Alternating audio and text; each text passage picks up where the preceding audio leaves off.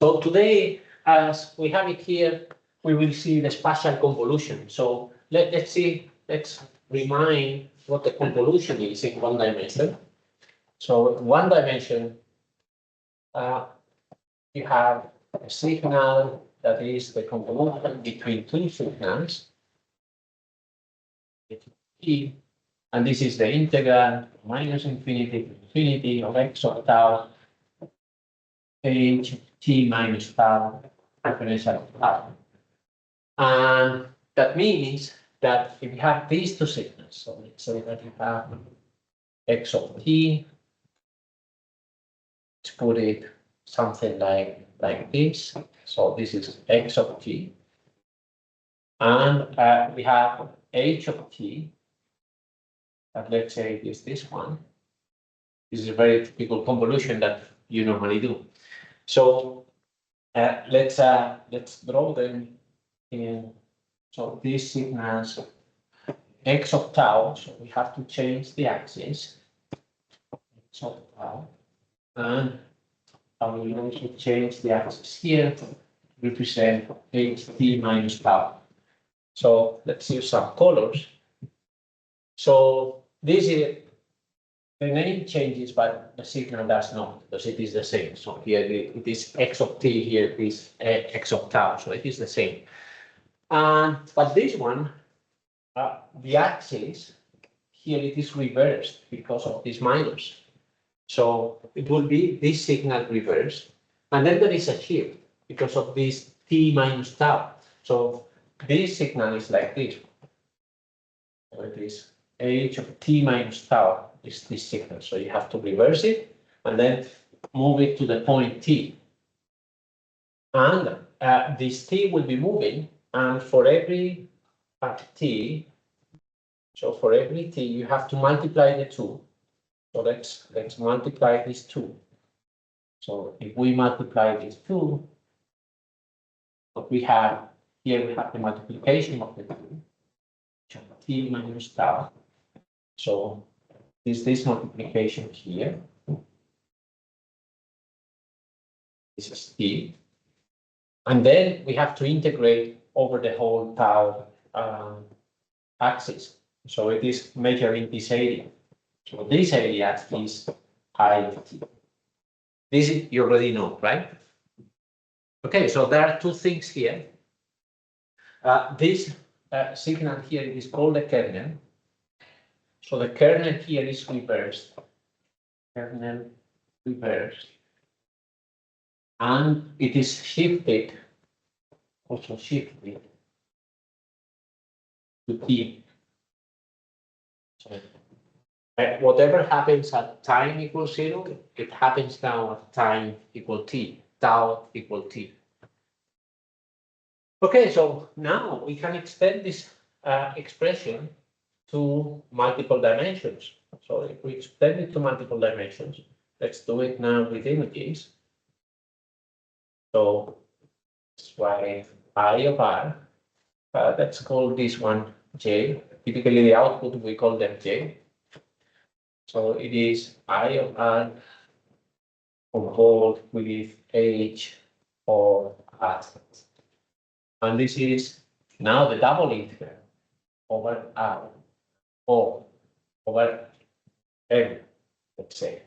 So we use an auxiliary variable, say m of I of n, and then h of r minus m differential of m. So it is the same, exactly the same integral, only that now we are doing it in 2 dimensions rather than in 1 dimension. But it is exactly the same integral. So we will have the same kind of effect. So that will be a time reversal, kernel will be reversed, and it will be shifted. So this is what will happen. Okay, so let's see now the slides associated to this.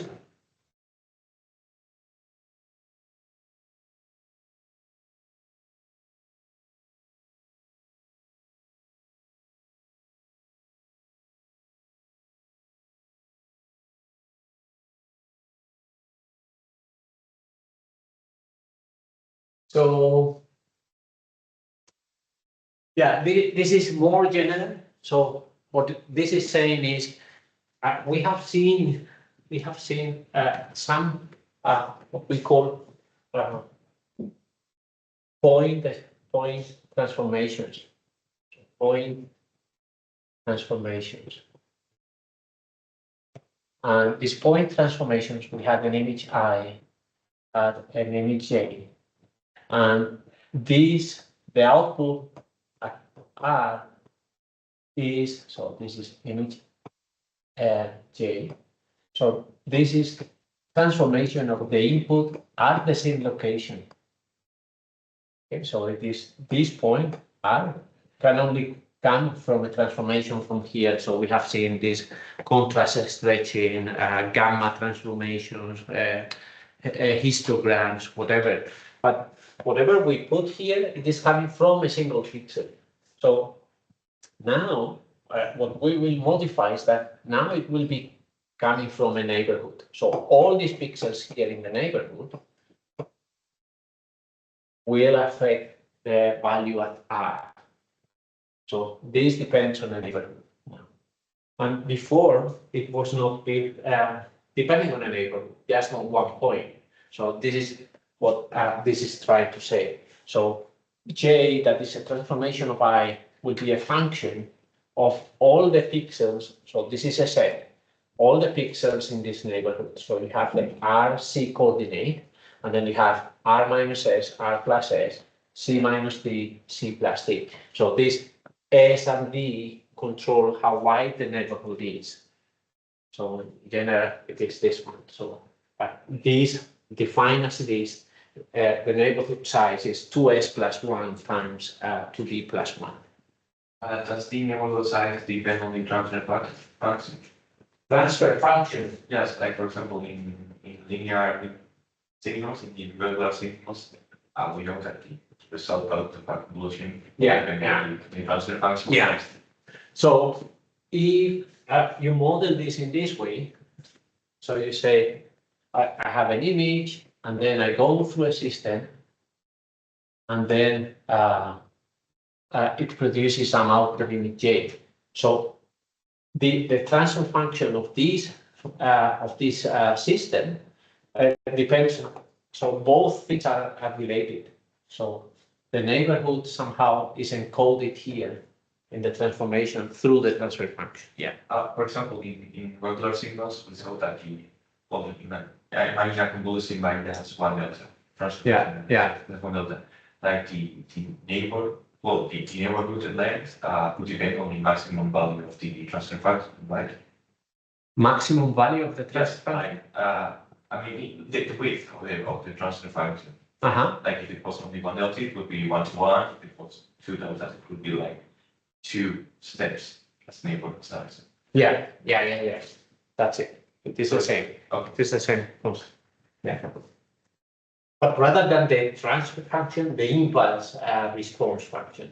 So transfer function normally it is defined in some transform domain, so like the set domain or the Laplace domain or Fourier domain. And in real space, it is called the impulse response function. Impulse. Respuesta al impulso. Impulse, yeah. I was referring about that. Yeah, but not the transfer. Yeah. Very good. Yeah, and what is important here, so spatial filtering is more general than just convolution. So it is just any function of a neighborhood. And one particular case of spatial transformation is one in which the neighborhood is all the time the same and the transformation is all the time the same. And this is called moving windows. So the idea is that the transformation that you apply, this transformation is all the time the same, only that the neighborhood is moving depending on what is the output location. Okay, so those are called moving windows transformation. That is a particular case of spatial filtering. So yeah, let's take this image. This is a zoom. And so we have the pixels of that region. And then our moving window transformation will be, okay, given this region, we will compute the average of a local region. So let's say that our kernel is this one. So we will compute the average of those pixels, and that will be our output. Okay, and then you move to somewhere else, and then you compute a new average, and then you move to somewhere else, and you compute a new average. And those are the average colors, and then this will be the output. Okay, so when the kernel is of size 9 times 9 pixels, then this is the output. Right? It is just computing the average. So it is a very simple moving window transformation. So this is the same that I wrote in the whiteboard. So here you recognize the definition of the convolution. And actually, this one, there are two definitions of convolution. This, you know that they're completely equivalent. So what is it here? So the other one is one in which, so here it is the kernel that is moving, but you can also do it with the image moving. So you can use the double integral of the image moving. So it would be R minus n, and then the kernel stays fixed. But the result is exactly the same, only that instead of moving the kernel as in here, you would be turning the image of the input signal, you would be shifting the input signal while the kernel stays fixed. But it is exactly the same output, but you have both definitions. The one that we have in the slide is this one, in which the image is moving and the kernel is staying fixed. And here you see the same kind of structure. So with R and C is the location that you want to output. And then rho and chi are the auxiliary variables that will be moving. And the integral is performed in those auxiliary variables. And what if you have discrete images? So if you have discrete images, then this is a sum. Okay? So it is not an integral, it is a sum. So, and in our notation, because we like brackets, square brackets for discrete images, would be something like this. So some location is convolution. You can also write it like this. Sometimes you have it like this. So it is equivalent, completely equivalent to this one. And then this is the sum, double sum in M of, let's say, let's move the image into the slide. And then H. Then there is no differential because we have discrete pixels, and so that there is no differential there. Okay, but it is exactly the same as we have here. Actually, this is a mistake. This should be I. This B should be I. Very good. Any question? No?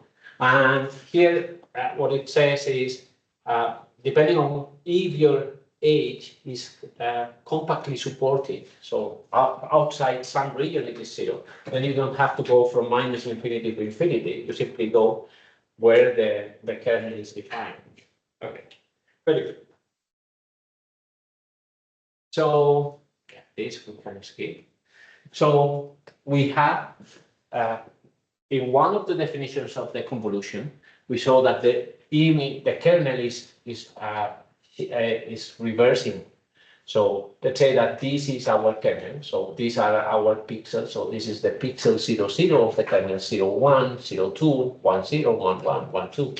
So this minus R, so this time reversal is equivalent to a rotation of 180 degrees.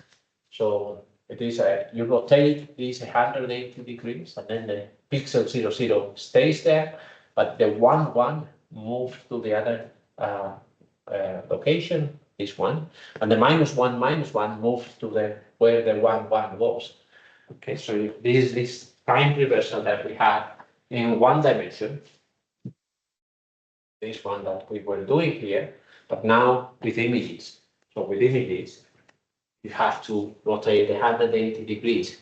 And it is the same as a mirroring around this point. Okay, so it is this point would go to here, this point would go to there. So it is a mirroring around that point. Actually, this is a property that only stays in 2 dimensions. So the true operation is mirroring. So this minus is a mirror. And the only dimensions in which mirroring is rotation is 2 dimensions. In 2 dimensions, mirroring or rotating 180 degrees is the same. Okay, so yeah.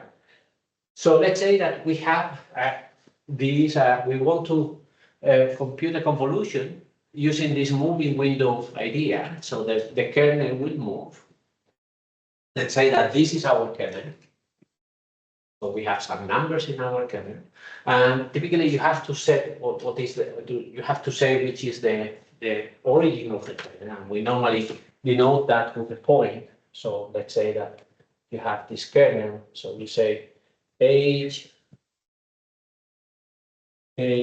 of m, let's say, is equal to, I don't know, -1, 0, 1, -1, 0, 1. We will see this kernel later. So let's say that this is our kernel. You have to say where the origin is, and you say this is my origin. So the purple point says this is the 0, 0 point, okay? And typically the axes go in this direction. So this would be this is y, this is x. Very good. Okay, so this is our kernel. And let's say that our kernel is computing just an average. So if it is an average, then the kernel is like,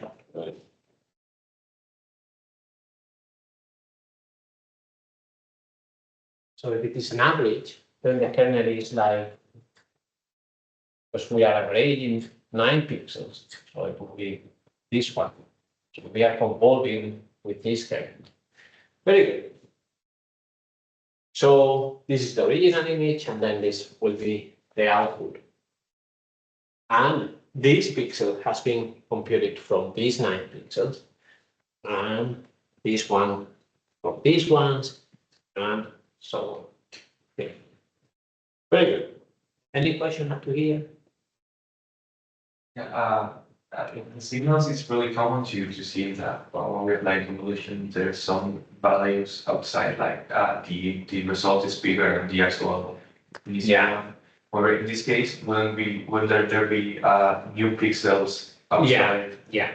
So yeah, in general that is true, and it depends also on the implementation. So sometimes in the borders you always have problems because you have to convolve, as you said. So I want to compute the output here, so the kernel is moved. And let's draw it. Let's do it with some easy image. So let's say that our images are of size 5 times 5.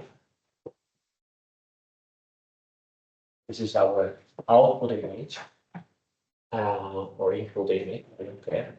And then the kernel, we want to compute the output there, and our kernel is 3 times 3. So what happens here in these 3 pixels? So do I put zeros, or that is something else that you can do?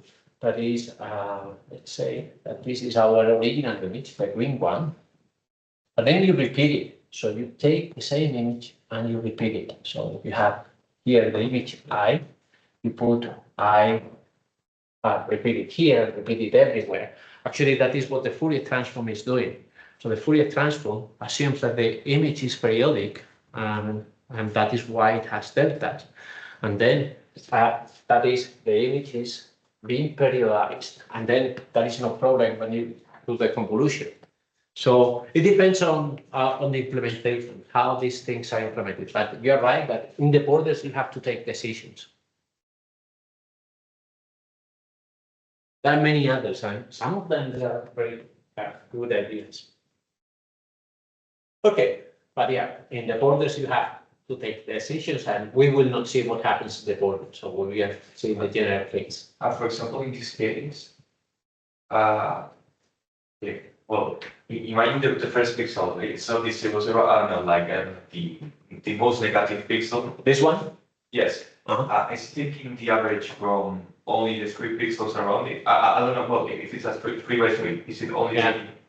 So it would be these two, and for instance, if you assume that it is periodic, probably this one, no, or whatever. Yeah. Yeah. So from the other side, you repeat it everywhere, and so let's do it. So let's say it's this one. So the kernel here would be centered here. So we have 1, 2.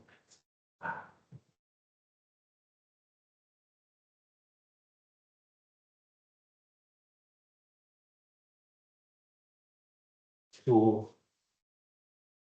3, 4, and but because of the periodicity, these two are coming from here. So this is 5 and 6.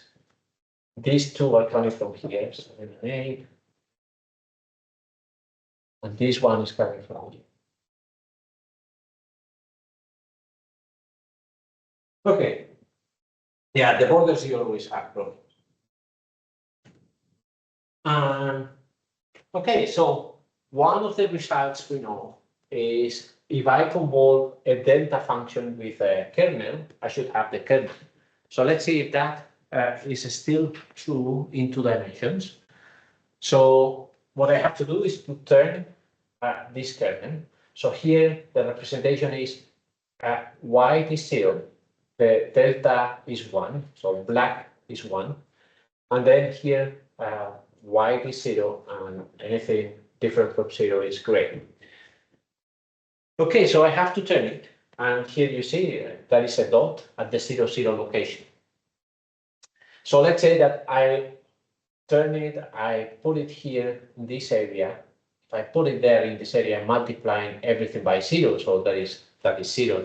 Those are uninteresting points. So let's look for the points at which the multiplication is different from 0. So we turn it, and we put this pixel, the center, at this location.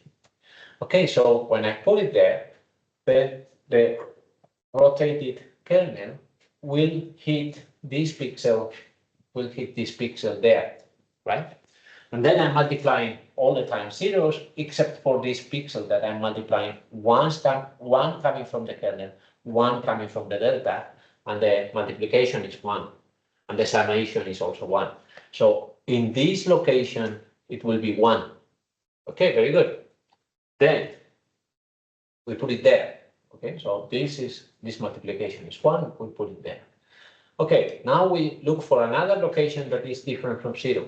So when I put it there, this location, the multiplication is also different from 0, and then I put here the summation, that is 1 again. And then when I put it here, it is 1, when I put it there, it is 1, and there it is 1. And all the other locations, they are 0. So at the end, if you convolve a delta with a kernel, we recover the kernel. That is what it should. Okay. Do you see this? Yeah. Very good. Yeah, and then this rotation of 180 degrees, for some kernels, you don't care because they are symmetric already. So for instance, any kernel that is symmetric around the point, around the central point, if you rotate them, you stay the same. So this C would go there, but this C would go there, and then because both of them are C, then you don't care. So this kernel fulfill this property h of m, h of r is equal to h. This is not a vector. of minus R. Okay, so and that is called a symmetric kernel, even symmetric kernel, and the odd symmetric kernel is this one, minus H. This is odd symmetric. Is of the kernel, wouldn't it be both even and odd? No, it is not odd because to be odd, this would have to be minus B. Okay. But in the case of even symmetry, would it be like, does it have to be that way? Can it just be with one diagonal line? Yeah, as long as it is symmetric, it is fine. But I mean, it doesn't have to be symmetrical in 4 ways. It can just be in 2 ways, right? I mean, if I go out, okay, so you mean that it is symmetric only in this diagonal, for instance? Yes. Yeah, then it is not symmetric in this sense, even symmetric. So to be even symmetric, you need both diagonals. Okay. It is symmetric, but the name is not even symmetric. Yeah. Okay. Then let's see 2 ways of implementing this this convolution. Actually, the third one is the Fourier transform. We will see in the next lecture. So in this lecture, we will see only the first 2. Okay, so let's say this shift, add, multiply. So we have the moving window. The moving window is what we just saw. So it is the implementation of this formula. Let's see. What do we have it here? So let's use some color. This thing here is moving window. Moving window. Because we have the kernel is rotated and shifted, and then for every rotation, we multiply the kernel times the image and we compute the sum.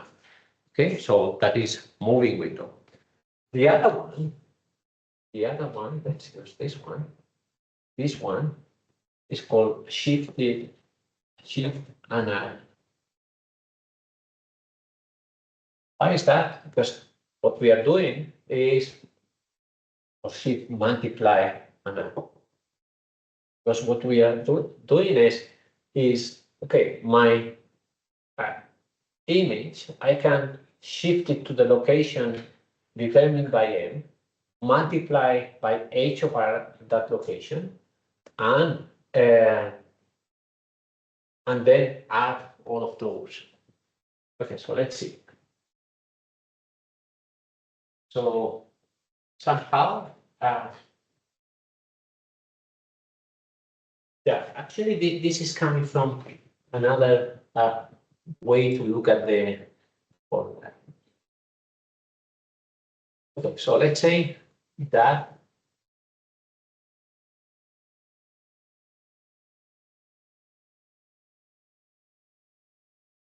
I want J of R, J of R, that is I convolve with H. Oh, this is R. This is R. Okay, so I can say, okay, this is I. Okay. This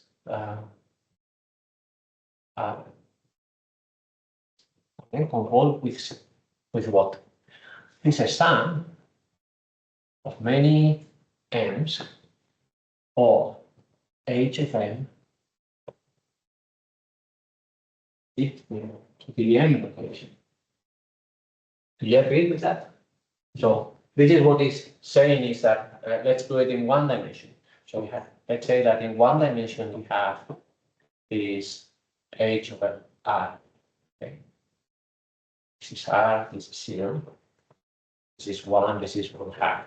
Okay, so what this is saying is this is delta R plus delta R minus 1 plus 0.5 times delta R minus 3. Do you agree with that? Yeah. So this sum is this one. So for every one, why it is this? Because this is h of 2. This is h of 1. There, that is 1. And this one here is an h of 0.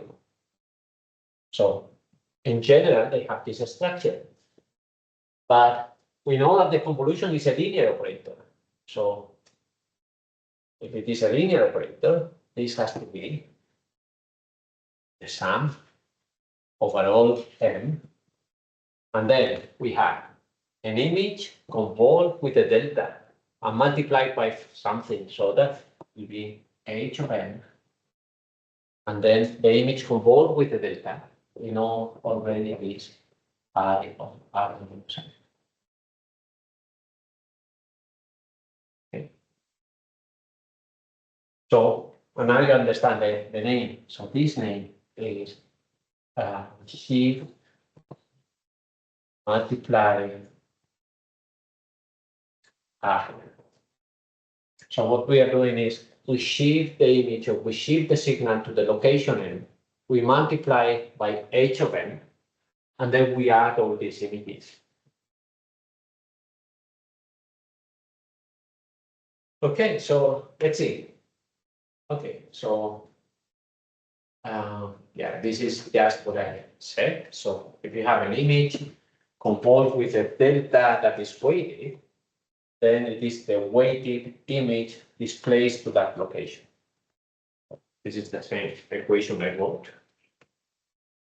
So let's say that I have this image. I want to convolve it with that kernel. So this kernel, the origin is there, but it has a single delta at the location 1616.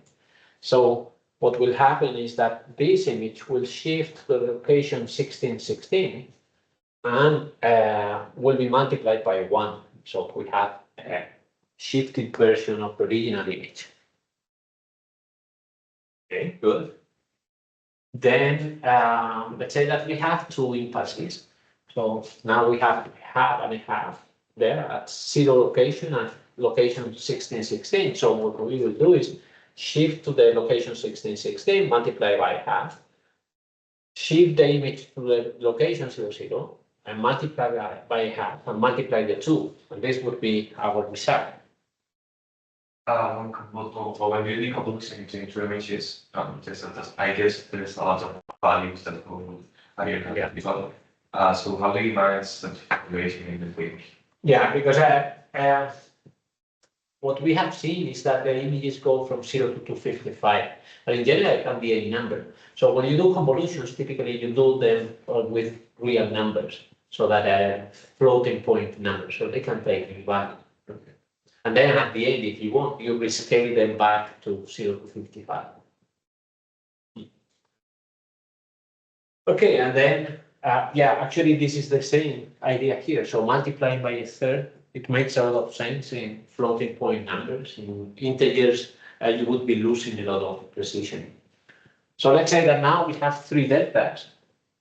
So now what we have is a kind of blurring of this input image that is shifted 3 times. It's like taking 3 snapshots, each one of them with a third of the original intensity, and then when we get that one. Then yeah, with 5, and we can put all of those. So let's say that we have seen the effect of this multiplication by 5, so replicating the images 5 times. And because the length of the location of these deltas is very far apart, we can see the effect. But what if we put these 5 deltas, we put them very close to the origin? We know that the effect is exactly the same, only that the shift is very, very small, so we don't notice. Yeah, but for instance, here we can look at the details. So if you make a zoom, now the borders, when you make this convolution, the borders become a little bit less pronounced. For instance, this line here is not so well seen here. There is a black line.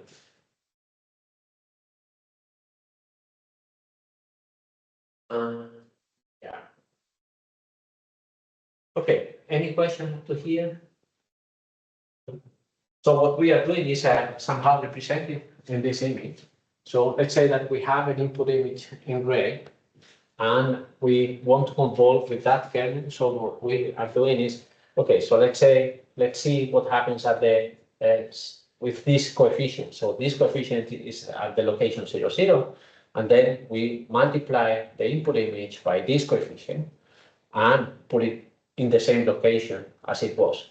Now this one is shifting the image to the right, multiplying by this coefficient, and then the input image will be multiplied by this, and then the same for all the others. So you have to shift, multiply by the coefficient implied there, and then sum all these red images. And then this is what you said. So the convolution is a little bit bigger than the original image. So how much bigger depends on what is the width of your kernel. And again, in your implementations, very often, simply the same, the central region is kept. Actually, I think this one is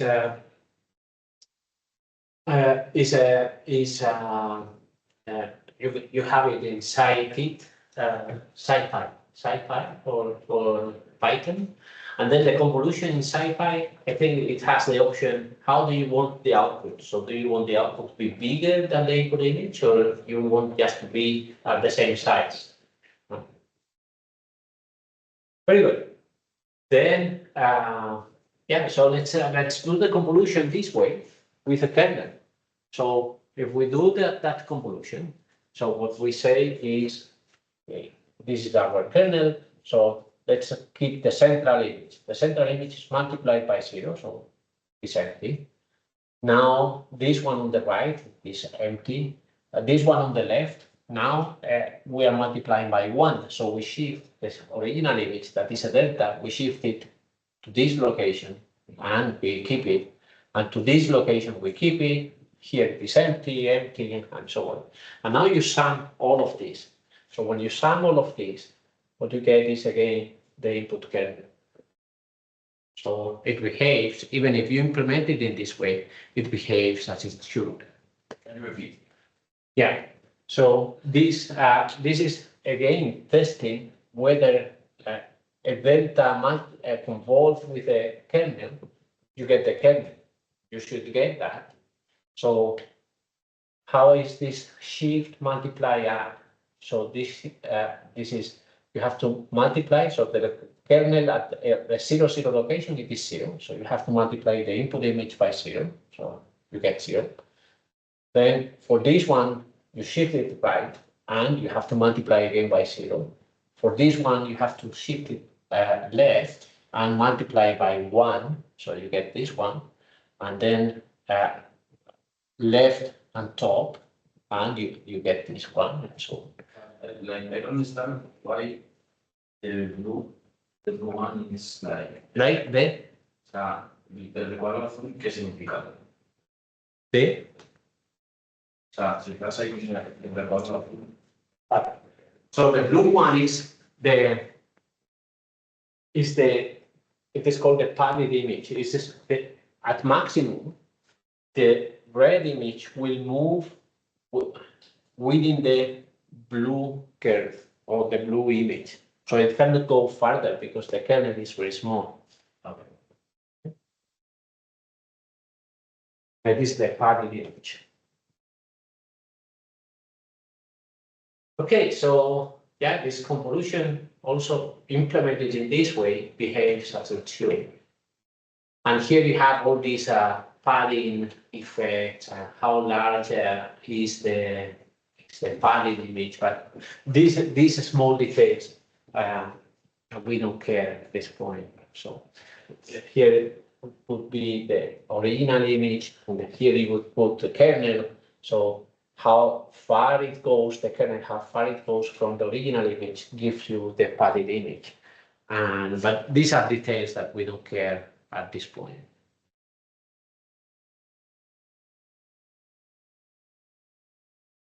Care about that. Here is again another illustration of the multiplication by different numbers. So now the numbers are represented as follows. So let's say that this is the 0, 0 image. Which one is this? 0, 0 is yellow. So the 0, 0 is here. So we multiply the input image, that is this square, by yellow. And let's say that the multiplication is yellow. And then we shift it 1 pixel down and right, and we multiply by green. And then we get this one, and then by blue, we get this one. And so we multiply by each one of the coefficients and add the full image. Okay? And then, as we said, in the borders, you have problems. In the central region, it is well defined for all of them.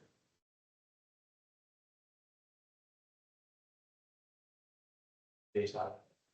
Okay, any question up to here? See the time.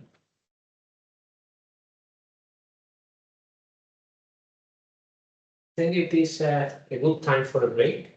Let's make a break of 10 minutes, and then we will see these convolutions with these kind of images.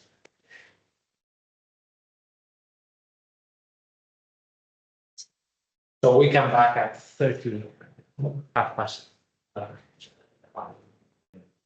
has been an interesting question here. That is, these kind of kernels that they compute the kind of average or weighted average. Here, all the shifted images, they have the same weight, but they might have different weights. And so all these kind of kernels, they behave as a low pass filter. They make sense. So all of those in which you have positive values, all the kernel values are positive, they are kind of low pass filters. For instance, here we have another example. So let's say that you have this image, you convolve with this kernel. This is what you would have. Okay. So, an interesting question and interesting research problem is, okay, let's do the opposite. So if you give me this image that is blurred by this kernel, can I restore it? So can I invert the process of the, here it is like you take a picture and the camera is moving, and here is a rather artificial movement because it is rather linear. But the problem is that one. So you give me the blurred frame, and I have to estimate what is the kernel. And then once I have estimated what the kernel is, then I can try to undo what the convolution did. Okay, so because of the motion can be modeled as a convolution, and then I can undo the convolution.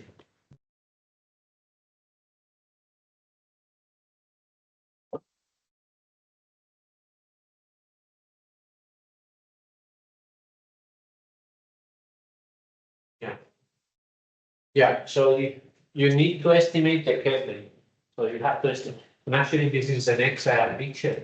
So blue movements, they look more like this. So they're rather, these are natural movements.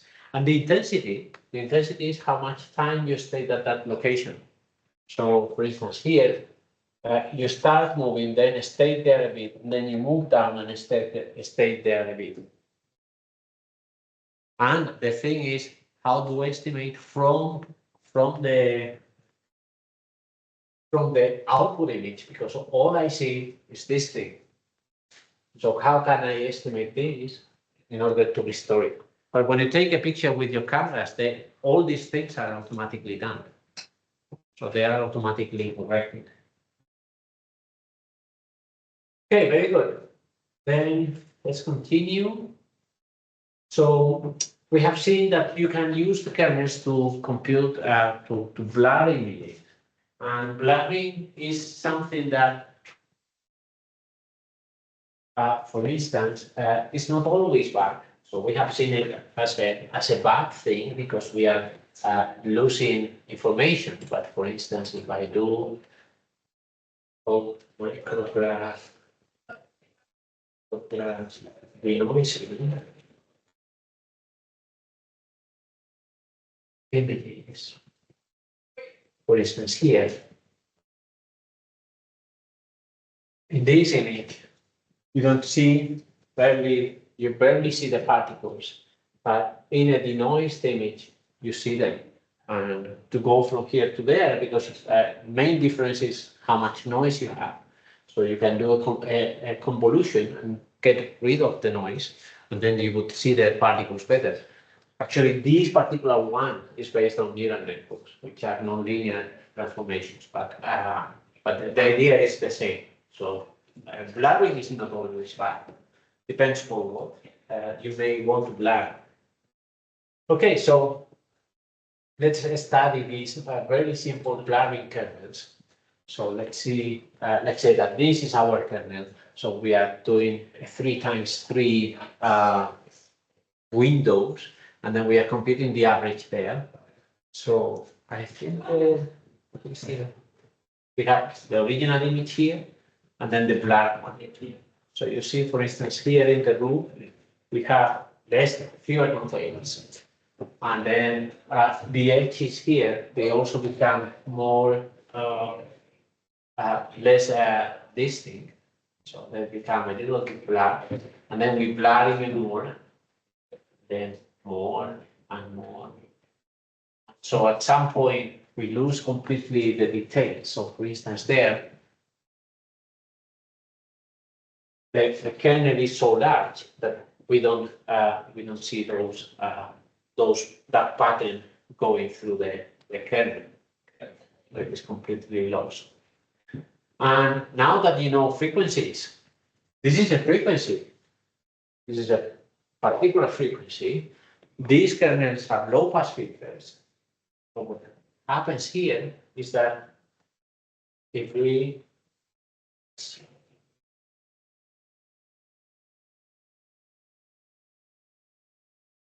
so what we are doing is we have an image, we go through a system, and then we have the output.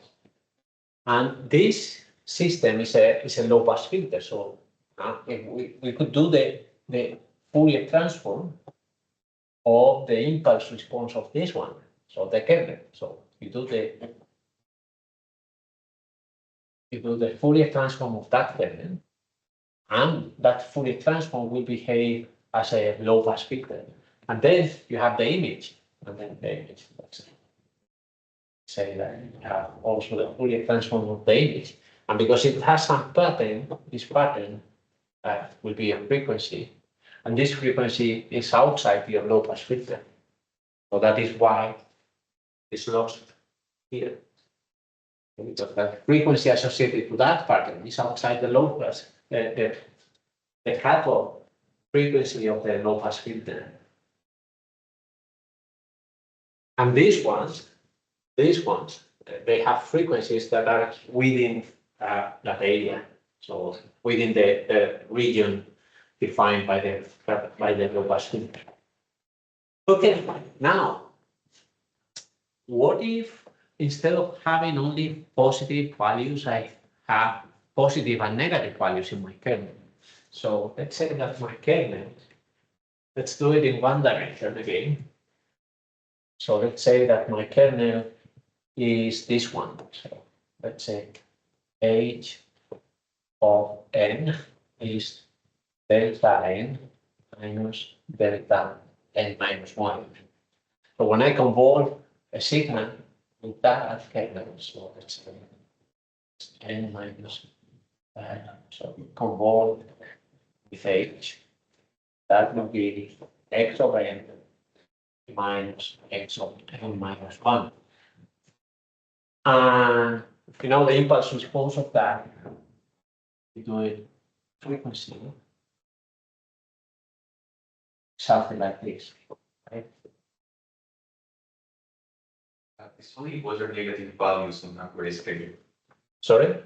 I mean, if we're talking about negative values, values above zero. Yeah. Visually, what are negative values? Yeah, so an image is just a set of values. So I told you this at the beginning. You have to distinguish the image content from the image display. So the image content is positive, negative, you don't care. It can be fractional, it can be whatever. Something else is image display. So I have to show you that image.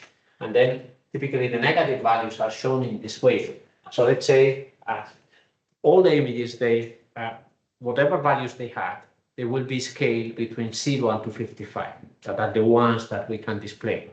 So for instance, let's say that you have 0, 1, and 0. So they are mapped to, we know that we will have later negative values. Okay, so let's say that we map them, we do this. We know that our images will be -1, 0, and 1.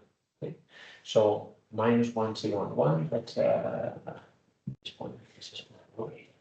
So the input image will be from -1 to 1. Then I want these to be between 0 and 255. So I'm making this mapping. Making this mapping that this goes to 0, this one goes to 255. So 0 is going to 180. 128, so goes to 128. So you see this here. So 0 goes to gray, 1 goes to 255, and -1 goes to 0.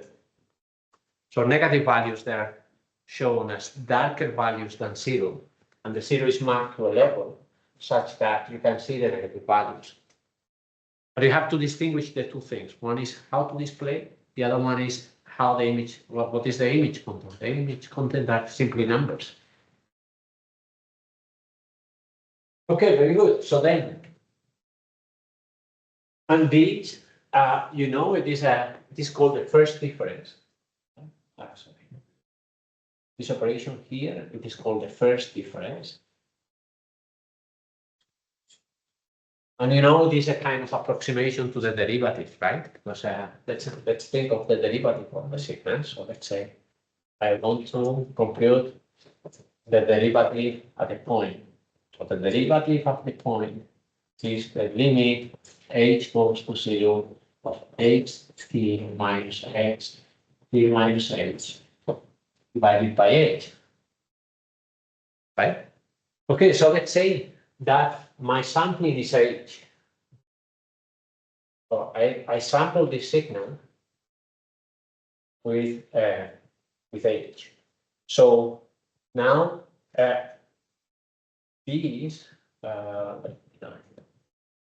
so I can say okay, x prime n, then there is no limit.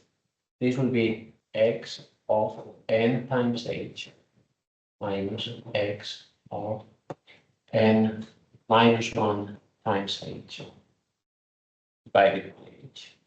And this is, sorry, these are not square. This is because of the sampling. I am still in the original space time, but then this is equal to x of n, so x of n minus 1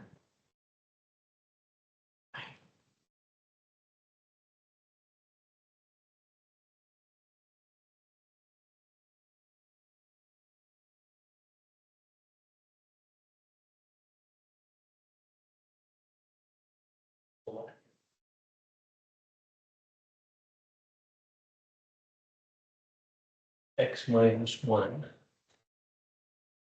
divided by h. So except for the h, x n minus 1, this part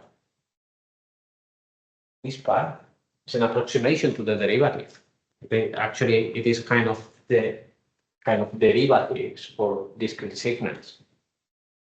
Okay, so and the derivative, the frequency, so you know, let's say that you have an input signal, you convolve it with something that computes derivatives, let's call it H.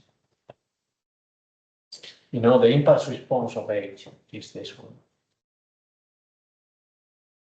This is in frequency.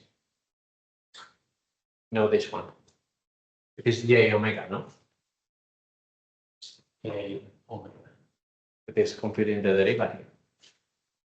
So anything that has this kind of high pass filter, so this is the exact derivative, and what I said before was this kind of systems, they have this kind of responses that are not exactly derivatives, but they are approximations to the derivative. Very good. So then, these are kind of derivatives, but now in 2 dimensions. So I can convolve with kernel. So let's convolve with the kernel. So how do I extend this idea to 2 dimensions? So let's put it in 2 dimensions. So in 2 dimensions, my kernel, but now it will be delta of, let me write 2 of them, minus delta R C minus 1. So if you draw it, we say the origin is here. So the kernel is 0, 0, 0, 0, 1, minus 1, 0, 0, 0. So I'm convolving with that kernel. So convolving with that kernel, so let's say that this is our image. You convolve with that kernel. This is your output. How does it work? So you have to compute an image. So the output at some location is the input at that location minus the previous pixel, the pixel in the previous column. So let's say this, for this one, it is 0 minus 0, so it is 0 all the time, so that happens all the time up to here. What about this one? I have 1 minus 0, that is 1. Then I get in the kernel into the pulse, and then I have 1 minus 1, that is again 0. And when I go out, I have 0 minus 1, that is minus 1. And what if my kernel is this one? What if my kernel is this one? 1 minus 1, the origin is here. The rest are 0. I don't draw them. Okay, so this is another approximation to the derivative. This is like derivative from the left, derivative from the right. So now the output will be this one. And I can add the two. So what I'm adding the 2 kernels. So if you add the 2 kernels, you get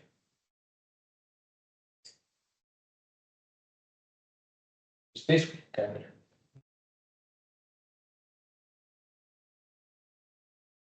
Okay, and this is another well-known approximation to the derivative. So what you are doing is constructing different kind of approximations to the derivative. So this would be the addition of the derivative from the left plus the derivative from the right. So some properties here. So for instance, when you go from dark to bright, the border in this kind of derivatives, the border is inside the image. When you go from bright to dark, the border is outside the image or outside the pulse. And here it is the opposite. So when you go, so with this kind of derivatives, when you go from dark to bright, the border is outside the pulse, and here it is inside the pulse. And when you add the two, then you have this point. Any question to here? No? Okay, then. You can convolve with this, you can convolve with this, you can, so this is horizontal derivatives. So in this direction, I see some borders, but in this direction, I don't see anything. So this border I don't see because I'm computing the derivative along x. And then along x, I see the borders, but I don't see the borders along y. This kernel is the opposite. So it sees the borders along y, but it doesn't see the borders along x. And if you add the two, then you see all borders. How does it behave with this more natural images? But that one is not natural. Okay, so let's compute the vertical derivative. So if you compute the vertical derivative, so let's go back to the arena. So let's look at this checkerboard here. So the checkerboard, we are computing derivatives in this direction. So in this direction, every time we change the square, we see the border. What about these ones? We are changing squares, but we don't see anything because it is derivative in this direction.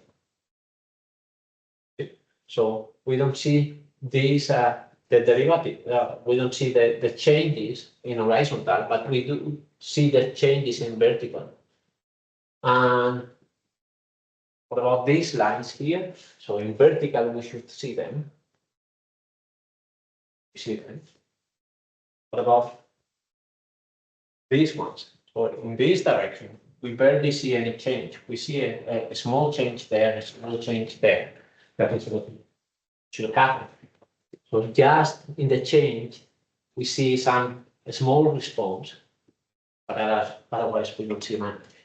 And then diagonals, we see all of them because all of them in the vertical direction, we see changes. And for the house, we have kind of the same effect. So for instance, this is the change. This is the change between the background of the floor and the sky, and then we see that very nicely. What about this wall of the house? This wall of the house we don't see because it is a change that happens horizontally. It doesn't change vertically. So that wall of the house we don't see them with this edge detector. This is an edge detector. Okay, what if we put that one? So now we see the walls of the house. And what we don't see is, for instance, the change between the floor and the sky. Because that doesn't happen in the horizontal direction, that happens in the vertical direction. And now, for instance, here it is the opposite. So these derivatives for these bars, they don't see any change except in these two lines. And for these ones we see because they happen in the direction that is perpendicular to our edge.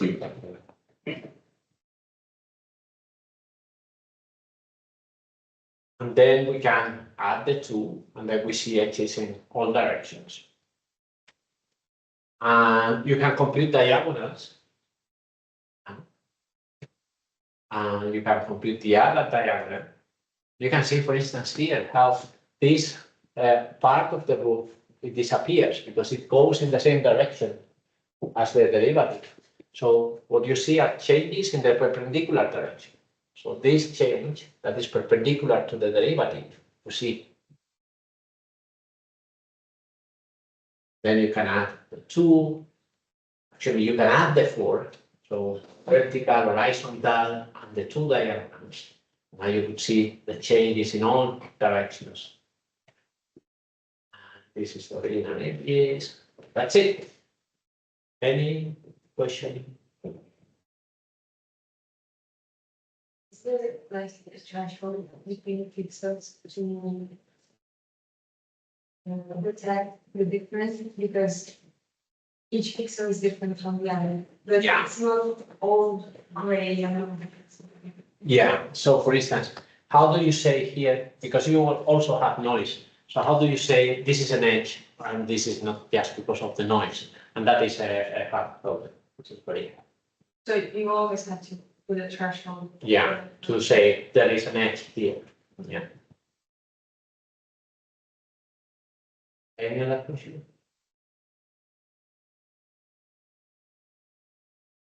And then, sorry, is the vertical and the horizontal, Uh-huh.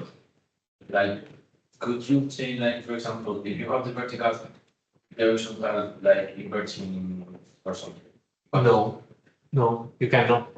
Because, for instance, here you have the vertical direction, the vertical derivative. So the vertical derivative is almost zero everywhere. So there is no way, in this region it is exactly zero. So there is no way that I can change the sign or anything and get the horizontal derivative that is different from zero. Yeah, like, I mean, has like a relation, like, geometrical, you know? Like, it might be, no. If you turn the kernel, you mean that this kernel is horizontal, the other one is vertical? Yeah. Yeah, you get, but you have to convolve again. So if you have the output to one kernel, you cannot compute the output to the other kernel simply because the kernels are rotated versions from each other. So you have to convolve again and see what the output is. Okay. More questions?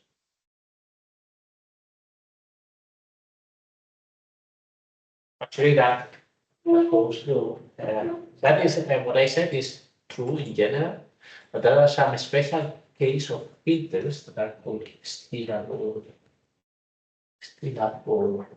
filters. And this is a particular class of filters.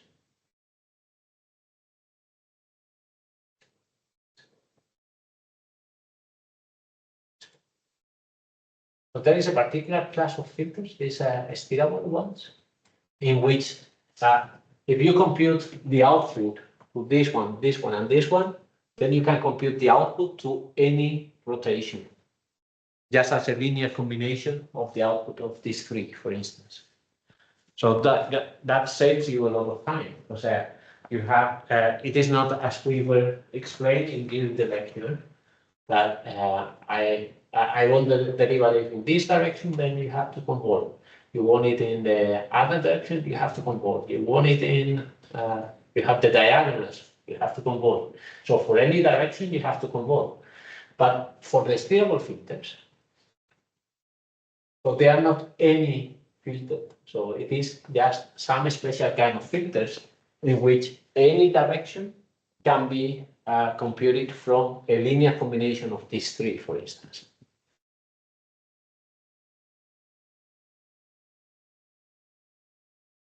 More questions?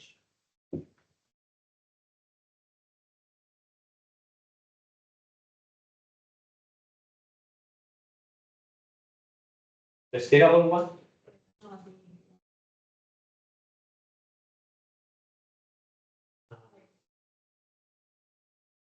This one here? This one here? Yeah. Yeah, to detect edges. So I want to detect the edge of whatever. So I have my colonies, I want to see what is the border of my colonies. I compute all the derivatives, and then the edges will be highlighted. Yeah. And are the vertical horizontal diagonal enough? Or Yeah, typically with this is a very typical kernel to compute edges. So for instance, you can say, image for detection. Now everything is with neural networks, but in general, so let's say that I have this image, I want to detect this contour, then I compute the edges. And then I have, this is the first, computing the edges is just the first step, this derivative. Then you have to somehow make them connected, that there is no random points out there and so on. Yeah. More questions, this one here, for instance. Yeah, actually, this one, how to compute images with. So this is one of these notebooks that you can try to do it yourself. It is pretty simple, you see. This one, find contours. So it is very, very simple. So, more questions?